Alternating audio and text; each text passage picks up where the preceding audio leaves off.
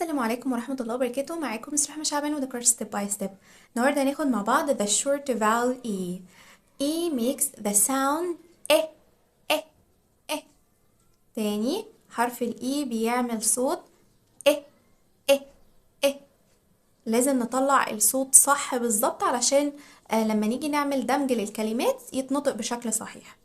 طيب كنا عرفنا الكونسونانتس هي كل الحروف إلا الفايف فاولز A E I O U. هنعمل دمج للكونسونانت مع فاول like ب إ ب. مش هنقول بقى بي ب ب. يبقى لما نيجي نعمل دمج للكونسونانت مع حرف الإي ما نقولش بي سي دي في، لأن أصلا حرف الإي مش صوته إي، حرف الإي صوته إ.